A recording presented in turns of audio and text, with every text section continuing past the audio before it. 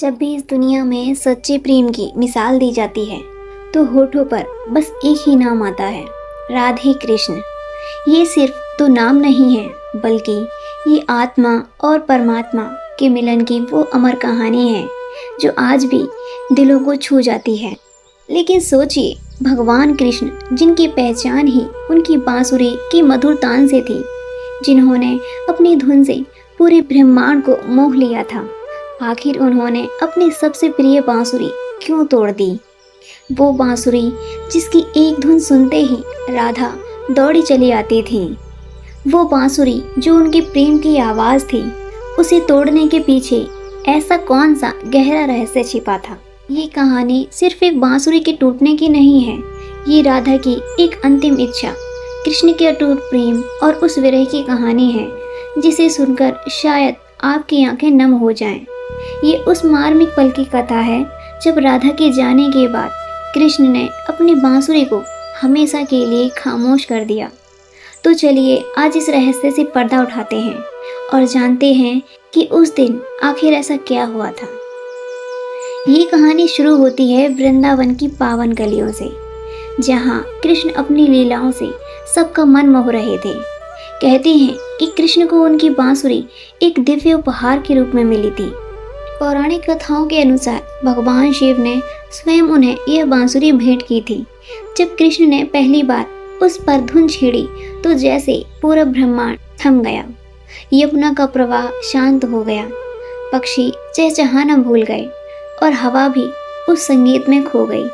लेकिन उस धुन की सबसे बड़ी दीवानी थी राधा रानी। कृष्ण जब भी बांसुरी बजाते, राधा सब कुछ भूलकर, सब काम छोड़कर उस धुन की ओर खिंची चली आती थी। ये बांसुरी महज एक साज नहीं थी, ये कृष्ण और राधा के बीच का संवाद थी, उनके अनकहे प्रेम की भाषा थी। कृष्ण को राधा को बुलाना होता तो वो बांसुरी बजाते और राधा को कुछ कहना होता तो वो उसी धुन में जवाब पाते। कृष्ण को दो ही चीज़ें सबसे प्यारी थी, एक राधा और दूसरी उनकी बांसुरी, और दोनों एक दूसरे से ऐसे जुड़े थे कि एक के बिना दूसरा अधूरा था। कृष्ण बांसुरी को हमेशा अपने पास रखते क्योंकि इसमें उन्हें राधा की आत्मा महसूस होती थी।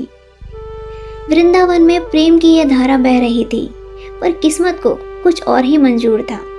मामा कंस के बुलावे पर कृष्ण को धर्म की स्थापना के लिए वृंदावन छोड़कर मथुरा जाना पड़ा।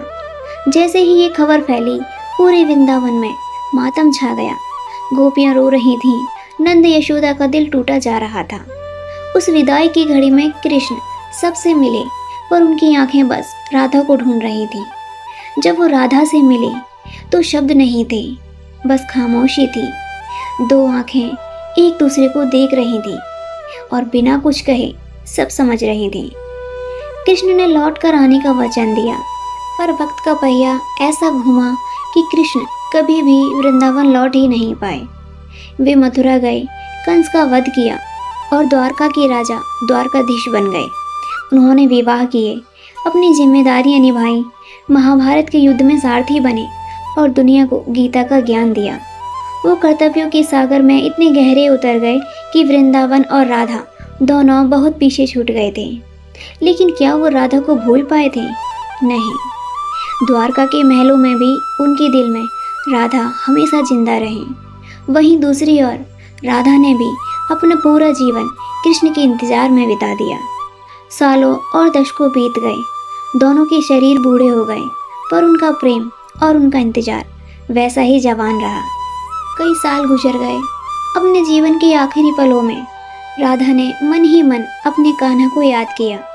कहते हैं ना, भक्त की पुकार भगवान तक जरूर पहुंचती है। द्वारका में बैठे हुए कृष्ण ने राधा की पुकार को महसूस किया और वो सब कुछ छोड़कर उनसे मिलने निकल पड़े। तो उन्हें देखकर हैरान रह गए। उनकी सुंदर राधा आज समय की धूल में लिपटी बिस्तर पर बेसुध पड़ी थी। उनकी आंखों की रोशनी कम हो गई थी, पर उनमें कृष्ण के लिए वही गहरा प्रेम था। कृष्ण को देखकर राधा के चेहरे पर एक हल्की सी मुस्कान आ गई। कृष्ण अपनी राधा की ये हालत देखकर टूट गए, उनकी आंखों में आंसू आ गए। उन्होंने राधा का हाथ पकड़ा और कहा, राधे, मुझसे कुछ मांगो, आज मैं तुम्हें कुछ देना चाहता हूँ। राधा ने धीरे से सिर हिलाया। कान्हा, आपसे मैं क्या मांगूं? आपने तो मुझे वो सब दिया है जो कोई सोच भी नहीं सकता। मेरा जीवन आपके प्रेम से ही तो पूरा हुआ है। कृष्ण ने जिद की, नहीं राधे, आज तुम्हें कुछ मांगना ही होगा। कुछ पल सोचकर राधा की आंखों में एक चमक आई।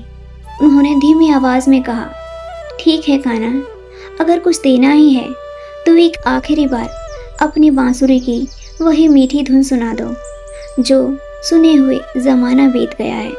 मैं बस एक आखिरी बार तुम्हें बांसुरी बजाते हुए सुनना चाहती हूँ। कृष्ण ने अपनी राधा की अंतिम इच्छा पूरी करने का फैसला किया। उन्होंने जैसे ही बांसुरी अपने होठों से लगाई, कृष्ण की आंखों से आंसू बहने लगे। आज उस धुन में वृंदावन की शरारतें नहीं थी, बल्कि आज उस धुन में सालों का विरह था, इंतजार का दर्द था और राधा के लिए उमड़ता हुआ प्यार और दया थी। कृष्ण आंखें बंद करके बस बांसुरी बजाते रहे। वो धुन राधा के कानों में पड़ रही थी और उनकी आत्मा को सुकून दे रही थी। कहते हैं कि कृष्ण कई दिनों तक बिना रुके बांसुरी बजाते रहे और फिर उसी धुन को सुनते सुनते राधा रानी ने शांत भाव से अपने शरीर का त्याग कर दिया और उनकी आत्मा अपने प्रिय कृष्ण में हमेशा के लिए विलीन हो गई। जैसे ही राधा कृष्ण में विलीन हुई, कृष्ण ने अपनी आंखें खोली। उनके सामने राधा का बेजान शरीर था, जिस राधा के लिए ये सारा संगीत था। जब वही नहीं रही तो संगीत का क्या मतलब? जिस प्रेम की भाषा ये बांसुरी थी, जब वो प्रेम अनंत में मिल गया तो उस भाषा का क्या काम?